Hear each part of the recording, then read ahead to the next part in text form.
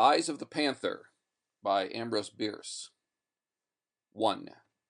One does not always marry when insane. A man and a woman, nature had done the grouping, sat on a rustic seat in the late afternoon. The man was middle-aged, slender, swarthy, with the expression of a poet and the complexion of a pirate, a man at whom one would look again. The woman was young, blonde, graceful, with something in her figure and movements suggesting the word lithe. She was habited in a gray gown with odd brown markings in the texture. She may have been beautiful, one could not readily say, for her eyes denied attention to all else. They were gray-green, long and narrow, with an expression defying analysis. One could only know that they were disquieting. Cleopatra may have had such eyes. The man and the woman talked. "Yes," said the woman, "I love you, God knows. But marry you, no, I cannot, will not." "Irene, you have said that many times, yet always have denied me a reason. I have a right to know, to understand, to feel, and prove my fortitude if I have it. Give me a reason." "For loving you?" The woman was smiling through her tears and her pallor. That did not stir any sense of humor in the man. "No, there is no reason for that. A reason for not marrying me. I have a right to know. I must know. I will know." He had risen and was standing before her with clenched hands, on his face a frown. It might have been called a scowl. He looked as if he might attempt to learn by strangling her. She smiled no more, merely sat looking up into his face with a fixed, set regard that was utterly without emotion or sentiment. Yet it had something in it that tamed his resentment and made him shiver. "You are determined to have my reason?" she asked in a tone that was entirely mechanical, a tone that might have been her look made audible. "If you please, if I'm not asking too much." Apparently this lord of creation was yielding part of his dominion over his co-creature. "Very well, you shall know. I am insane." The man started, then looked incredulous and was conscious that he ought to be amused. But again the sense of humor failed him in his need, and despite his disbelief, he was profoundly disturbed by that which he did not believe. Between our convictions and our feelings there is no good understanding. "That is what the physicians would say," the woman continued, "if they knew. I might myself prefer to call it a case of possession. Sit down and hear what I have to say." The man silently resumed his seat beside her on the rustic bench by the wayside. Over against them on the eastern side of the valley the hills were already sunset-flushed, and the stillness all about was of that peculiar quality that foretells the twilight. Something of its mysterious and significant solemnity had imparted itself to the man's mood. In the spiritual, as in the material world, are signs and presages of night.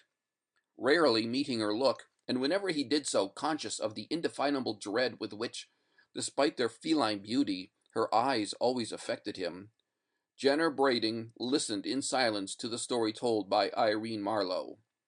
In deference to the reader's possible prejudice against the artless method of an unpracticed historian, the author ventures to substitute his own version for hers.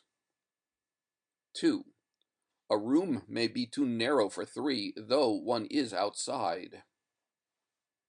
In a little log house containing a single room, sparely and rudely furnished, crouching on the floor against one of the walls, was a woman, clasping to her breast a child. Outside, a dense, unbroken forest extended for many miles in every direction. This was at night, and the room was black dark. No human eye could have discerned the woman and the child. Yet they were observed, narrowly, vigilantly, with never even a momentary slackening of attention. And that is the pivotal fact upon which this narrative turns. Charles Marlowe was of the class, now extinct in this country, of woodmen pioneers, men who found their most acceptable surroundings in sylvan solitudes that stretched along the eastern slope of the Mississippi Valley, from the Great Lakes to the Gulf of Mexico. For more than 100 years these men pushed ever westward, generation after generation, with rifle and axe, reclaiming from nature and her savage children here and there an isolated acreage for the plow, no sooner reclaimed than surrendered to their less venturesome but more thrifty successors. At last they burst through the edge of the forest into the open country, and vanished as if they had fallen over a cliff. The woodman pioneer is no more. The pioneer of the plains, he whose easy task it was to subdue for occupancy 2/3 of the country in a single generation, is another and inferior creation. With Charles Marlowe in the wilderness, sharing the dangers, hardships, and privations of that strange, unprofitable life, were his wife and child, to whom, in the manner of his class, in which the domestic virtues were a religion, he was passionately attached. The woman was still young enough to be comely, new enough to the awful isolation of her lot to be cheerful. By withholding the large capacity for happiness which the simple satisfactions of the forest life could not have filled, Heaven had dealt honorably with her. In her light household tasks, her child, her husband, and her few foolish books, she found abundant provision for her needs. One morning in midsummer, Marlowe took down his rifle from the wooden hooks on the wall and signified his intention of getting game. "We've meat enough," said the wife. "Please don't go out today. I dreamed last night. Oh, such a dreadful thing. I cannot recollect it, but I'm almost sure that it will come to pass if you go out." It is painful to confess that Marlowe received this solemn statement with less of gravity than was due to the mysterious nature of the calamity foreshadowed. In truth, he laughed. "Try to remember," he said. "Maybe you dreamed that baby had lost the power of speech." The conjecture was obviously suggested by the fact that baby, clinging to the fringe of his hunting coat with all her 10 pudgy thumbs, was at that moment uttering her sense of the situation in a series of exultant goo-goos inspired by sight of her father's raccoon skin cap. The woman yielded. Lacking the gift of humor, she could not hold out against his kindly badinage. So, with a kiss for the mother and a kiss for the child, he left the house and closed the door upon his happiness forever. At nightfall he had not returned. The woman prepared supper and waited. Then she put baby to bed and sang softly to her until she slept. By this time the fire on the hearth, at which she had cooked supper, had burned out, and the room was lighted by a single candle. This she afterward placed in the open window as a sign and welcome to the hunter if he should approach from that side. She had thoughtfully closed and barred the door against such wild animals as might prefer it to an open window. By the habits of beasts of prey in entering a house uninvited, she was not advised, though with true female prevision she may have considered the possibility of their entrance by way of the chimney. As the night wore on, she became not less anxious, but more drowsy, and at last rested her arms upon the bed by the child and her head upon the arms. The candle in the window burned down to the socket, sputtered and flared a moment, and went out unobserved, for the woman slept and dreamed. In her dreams, she sat beside the cradle of a second child. The first one was dead. The father was dead. The home in the forest was lost, and the dwelling in which she lived was unfamiliar. There were heavy oaken doors, always closed, and outside the windows, fastened into the thick stone walls, were iron bars, obviously, so she thought, a provision against Indians. All this she noted with an infinite self-pity, but without surprise, an emotion unknown in dreams. The child in the cradle was invisible under its coverlet, which something impelled her to remove. She did so, disclosing the face of a wild animal. In the shock of this dreadful revelation, the dreamer awoke, trembling in the darkness of her cabin in the wood. As a sense of her actual surroundings came slowly back to her, she felt for the child that was not a dream, and assured herself by its breathing that all was well with it, nor could she forbear to pass a hand lightly across its face.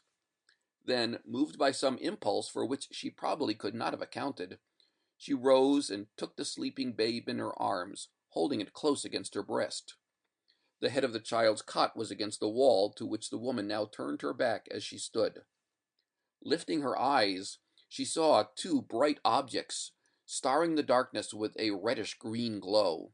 She took them to be two coals on the hearth, but with a returning sense of direction came the disquieting consciousness that they were not in that quarter of the room. Moreover, they were too high, being nearly at the level of the eyes, of her own eyes, for these were the eyes of a panther. The beast was at the open window directly opposite and not 5 paces away. Nothing but those terrible eyes was visible, but in the dreadful tumult of her feelings as the situation disclosed itself to her understanding, she somehow knew that the animal was standing on its hinder feet, supporting itself with its paws on the window ledge. That signified a malign interest, not the mere gratification of an indolent curiosity. The consciousness of the attitude was an added horror, accentuating the menace of those awful eyes, in whose steadfast fire her strength and courage were alike consumed. Under their silent questioning she shuddered and turned sick. Her knees failed her, and by degrees, instinctively striving to avoid a sudden movement that might bring the beast upon her, she sank to the floor, crouched against the wall, and tried to shield the babe with her trembling body without withdrawing her gaze from the luminous orbs that were killing her. No thought of her husband came to her in her agony, no hope nor suggestion of rescue or escape. Her capacity for thought and feeling had narrowed to the dimensions of a single emotion: fear of the animal's spring, of the impact of its body, the buffeting of its great arms, the feel of its teeth in her throat, the mangling of her babe. Motionless now and in absolute silence, she awaited her doom, the moments growing to hours, to years, to ages, and still those devilish eyes maintained their watch. Returning to his cabin late at night with a deer on his shoulders, Charles Marlowe tried the door. It did not yield. He knocked. There was no answer. He laid down his deer and went around to the window. As he turned the angle of the building, he fancied he heard a sound as of stealthy footfalls and a rustling in the undergrowth of the forest, but they were too slight for certainty even to his practiced ear. Approaching the window, and to his surprise finding it open, he threw his leg over the sill and entered. All was darkness and silence. He groped his way to the fireplace, struck a match, and lit a candle. Then he looked about. Cowering on the floor against the wall was his wife, clasping his child. As he sprang toward her, she rose and broke into laughter, long, loud, and mechanical, devoid of gladness and devoid of sense, the laughter that is not out of keeping with the clanking of a chain. Hardly knowing what he did, he extended his arms. She laid the babe in them. It was dead, pressed to death in its mother's embrace.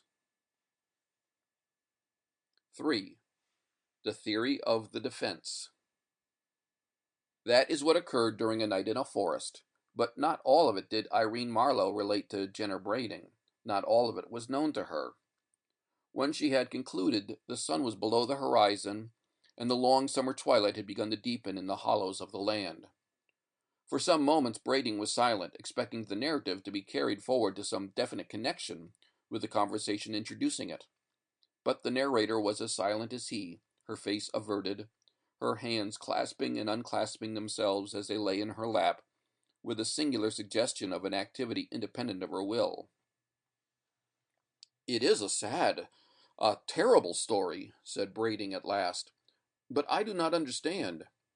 You call Charles Marlowe father. That I know. That he is old before his time, broken by some great sorrow, I have seen, or thought I saw. But, pardon me, you said that I am insane," said the girl, without a movement of head or body. "But, Irene, you say— Please, dear, do not look away from me. You say that the child was dead, not demented." "Yes, that one. I am the second. I was born 3 months after that night, my mother being mercifully permitted to lay down her life in giving me mine." Brading was again silent. He was a trifle dazed, and could not at once think of the right thing to say. Her face was still turned away. In his embarrassment he reached impulsively toward the hands that lay closing and unclosing in her lap, but something, he could not have said what, restrained him. He then remembered, vaguely, that he had never altogether cared to take her hand. Is it likely, she resumed, that a person born under such circumstances is like others, is what you call sane? Brading did not reply. He was preoccupied with a new thought that was taking shape in his mind. What a scientist would have called an hypothesis, a detective, a theory. It might throw an added light, albeit a lurid one, upon such doubt of her sanity as her own assertion had not dispelled. The country was still new, and outside the villages, sparsely populated. The professional hunter was still a familiar figure, and among his trophies were heads and pelts of the larger kinds of game.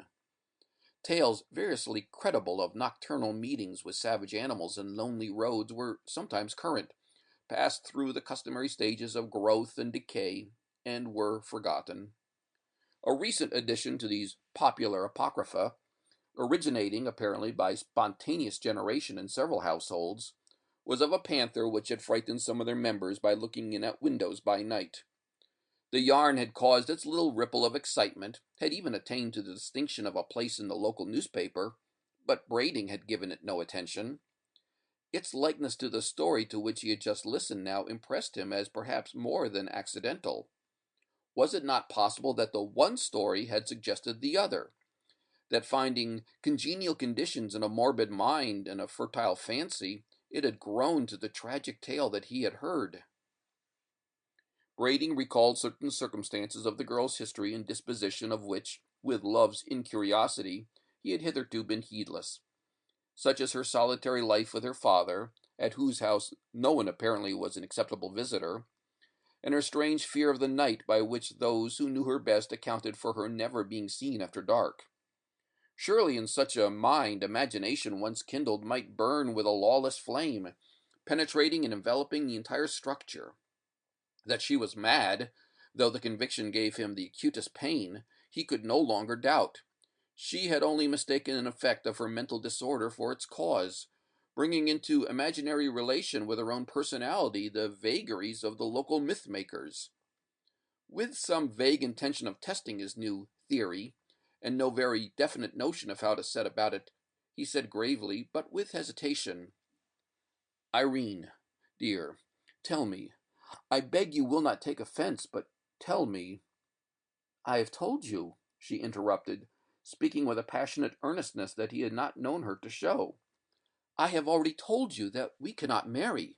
Is anything else worth saying?" Before he could stop her, she had sprung from her seat, and without another word or look was gliding away among the trees toward her father's house. Brading had risen to detain her. He stood watching her in silence until she had vanished in the gloom. Suddenly he started as if he had been shot. His face took on an expression of amazement and alarm. In one of the black shadows into which she had disappeared, he had caught a quick, brief glimpse of shining eyes. For an instant he was dazed and irresolute. Then he dashed into the wood after her, shouting, "Irene! Irene! Look out! The panther! The panther!"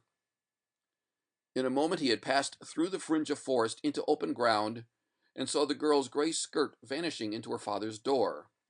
No panther was visible. 4. An appeal to the conscience of God. Jenner Brading, attorney at law, lived in a cottage at the edge of the town. Directly behind the dwelling was the forest. Being a bachelor, and therefore by the draconian moral code of the time and place, denied the services of the only species of domestic servant known thereabout, the hired girl, he boarded at the village hotel, where also was his office.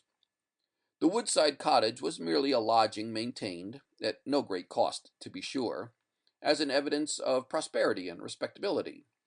It would hardly do for one to whom the local newspaper had pointed with pride as the foremost jurist of his time to be homeless, albeit he may sometimes have suspected that the words home and house were not strictly synonymous.